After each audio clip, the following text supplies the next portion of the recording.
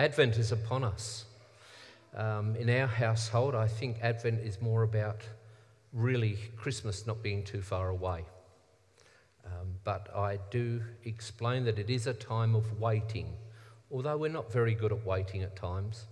I don't know about you. Are you good waiters? I'm not. I like to have the immediacy of what happens. It's part of the society, I think, that we live in. When I was growing up, the preparation of a meal used to take forever. And meals used to be planned over a number of days. I think it was because we didn't have much money and we'd buy a piece of meat and you'd have it hot the first day, you'd have it cold the next day, and if there was any left over, you'd mince it up and put it with everything else. And that was how. And it would take a while to prepare the meals. Now, you go to McDonald's, I don't know. I don't go to McDonald's that much.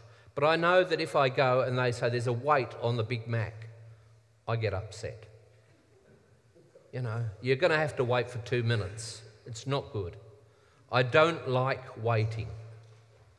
But there is something in this time prior to Christmas that we call Advent about waiting that I think is good for our souls to learn, good for our beings to learn. Not everything is about immediate gratification. If you were watching the television recently, you're getting the Christmas ads coming along, and everything's got to be here and now. Get it here, get it now, and if you can't afford it, we'll lend you the money for whatever you have. I don't know. It doesn't seem to be a very good discipline and way to go in life. And then I come to today's reading, and I don't know about you, but that seemed pretty heavy. It's called The Little Apocalypse, and it's all about things falling apart. And it's actually quite paradoxical, because it's talking about the end times at one, but saying don't think about the end times, don't worry about them, but be prepared. Now, I was a good Boy Scout. I know all about being prepared. Or as it said at the end of one of the readings that I read, be alert. I like that reading, be alert, because when I was putting myself through Bible college, I used to clean the top floor of the old Peter McCullum Institute, not the one at the top of North Melbourne, but when it used to be in Little Lonsdale Street along there. And I used to be a cleaner, and I used to clean the nurses' wards, and I was cleaning the matron, and she had a big sign on her door, be alert, and underneath it said, we need more alerts.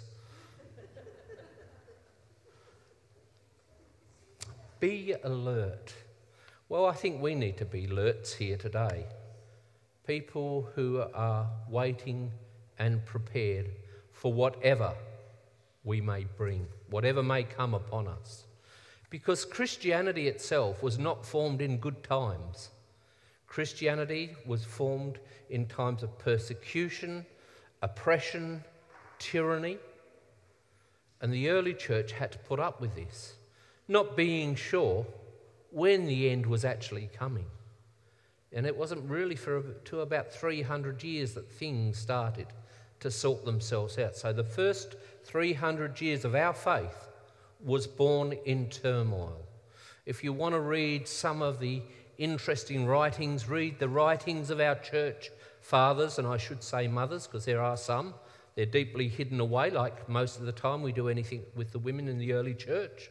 But they're there. And they talk about a church that was dealing with persecution and difficulty.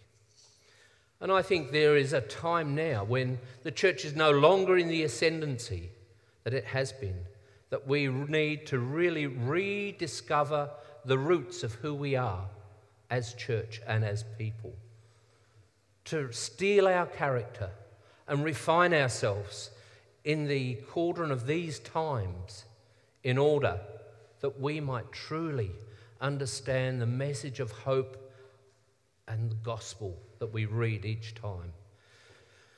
You see, for the writings that we read today were not considered tough readings for people of the time.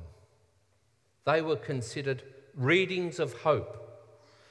And readings of hope in the sense that in difficult times, the early church looked back to the history of the Jewish people who came to bring salvation and hope in difficult times, a sense of hope in persecution. You remember in the book of Exodus, the early stages of the book of Exodus, and I love this because I learnt liberation theology and it was one of the underpinning texts. The people cried out to God, and God heard their cries. In the tough times, and I'm certainly saying that we do get tough times, God does hear our cry and our voice. In the time of the early church, people like Paul, Peter, the apostles, and those who followed did understand that even in the tough times, God hears and acts for the people. Which always leads me to the question is, why, when things go bad for me, do I sort of find it tough to find God in action? And maybe that's purely that I look for the wrong sort of God in that time of action. A God who just smooths over everything and makes it right. But the lesson of Advent is actually that even in the tough times, God walks alongside us. God gives us hope in the difficulties. Now, if this isn't the way you see it, if just you pray and things come good all the time, well done you. You probably don't listen to this. But if you're one of the many of us who find that faith and life is not always just a big smile and a rainbow, then perhaps there's something we can learn. Because there is some things that transcend what we understand. I like this concept of transcendence. I was thinking about this the other day. I was reading a book about language, and it was saying in this that language is so useful because it helps us to communicate, but it also helps us to miscommunicate with one another. So sometimes we can say words, and I think the tweetosphere, Pam confessed to listening to her podcast. Any tweeters here? I'm not a tweeter, but sometimes when you tweet, it's really hard to capture all what you mean in a very short sentence. Although Donald Trump seems to manage quite well, I don't know. We shake our heads in wonder. But there are some words that actually transcend language, aren't there? The word that transcends language for me is the word love. That certainly goes above language. And the word hope for me also transcends language. It's more than just a word that we have. It's actually something more. We can embody words like love and hope and even faith. So, this word hope is the word that I want to look at today. The sense of hope when all around seems hopeless. I won't ask to put your hands up if you've experienced that sense of hopelessness, because many of us have, and sometimes to even just go back there mentally takes us into difficult times. But hope is one of the words that transcends language and also is important to our sense of faith.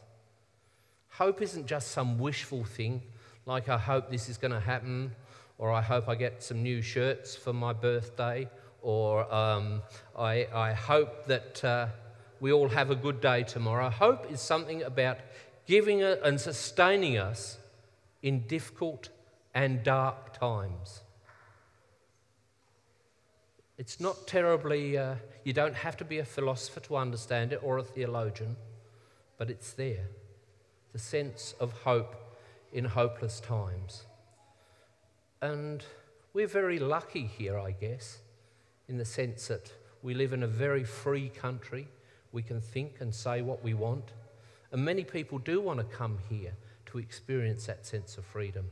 But there is still times of darkness, times of ill health, maybe homelessness, maybe sense of abandonment, maybe a sense of, hey, I'm just getting to that age and everything seems to be going skew-whiff, wrong.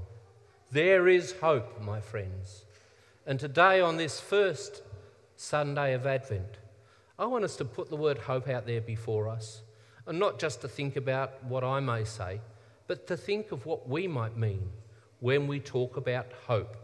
The hope that we have in God, the hope that we have through faith, the hope that we have because of each other.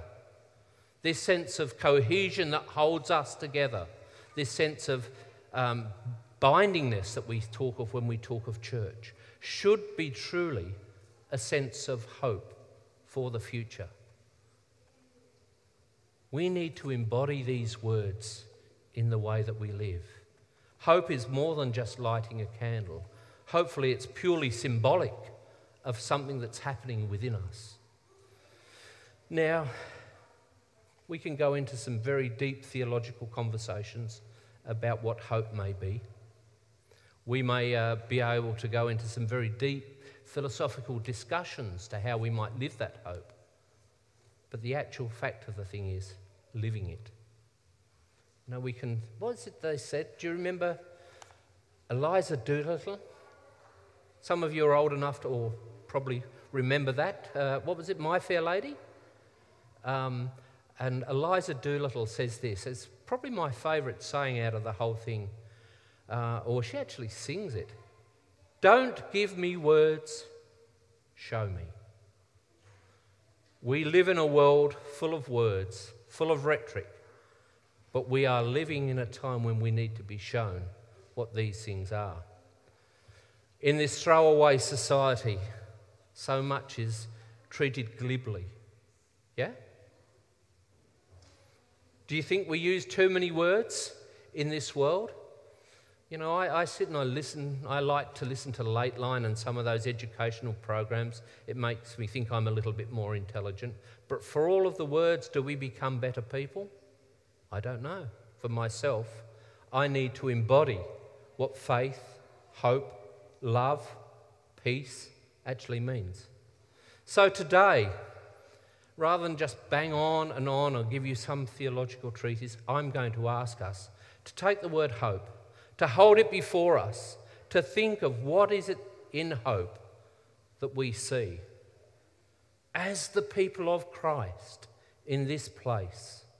We've heard about today about toilet blocks being given for homeless. We've talked about people on Manus Island. We've talked about many deep things. How can we embody hope in that? The question is each for us all to answer. What is hope in this time of waiting, of sitting, of thinking, and really embracing that sense of preparedness, being alert? How can we hope in this time, in this age, and in this place? As we do so, may we go with God now and forever. Amen.